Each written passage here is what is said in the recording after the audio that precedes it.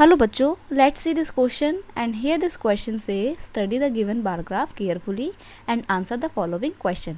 आपको यहाँ पे एक बार ग्राफ दिया हुआ है जो आपको रीड करना है और उसके बेस पे जो क्वेश्चन दिए हुए हैं वो सॉल्व करने हैं। तो पहले हम हमारे बार ग्राफ को देखते हैं। बार ग्राफ क्या बोलता है?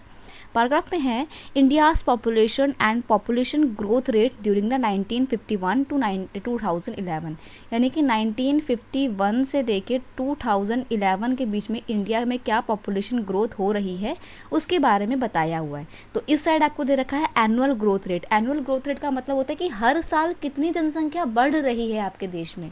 नेक्स्ट इधर आपको दिया हुआ है पॉपुलेशन इन मिलियन, मिलियन में पॉपुलेशन को बताया हुआ है, ठीक है, ओके। और ईयर दिए हुए 1951, 61, 71, मतलब वही जो हर 10 साल के गैप में या एक अंतराल पे जो सेंसस कंडक्ट करवाया जाता है उसके अकॉर्डिंग डेटा दिए हुए हैं। तो पहला क्वेश्चन है what was the India's population in 1951। तो 1951 में इंडिया की पॉपुलेशन कितनी थी? तो देखो ये 4 मिलियन के अराउंड थी, तो अप्रॉक्सीमेटली 4 मिलियन।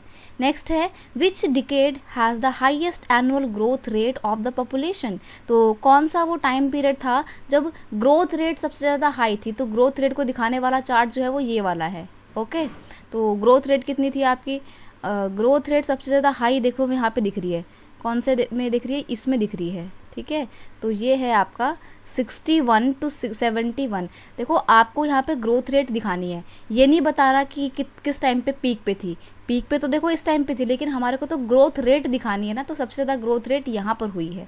तो 1961 टू 71 यहाँ पर आपका आंसर हो जाएगा सेकंड क्वेश्चन का।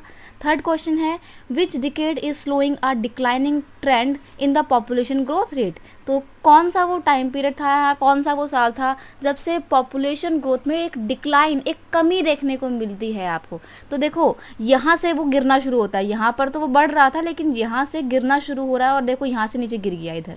तो ये कौन सा पीरियड था? 1991। तो 1991 से लेके सन 2011 के बीच में हम देखते हैं कि पॉपुलेशन ग्रोथ रेट जो है वो लगातार डिक्लाइन होने का ट्रेंड देखने को मिल रहा है। इस तरीके से आपके तीनों क्वेश्चन के आंसर हो गए। I hope you understand it well. Best of luck.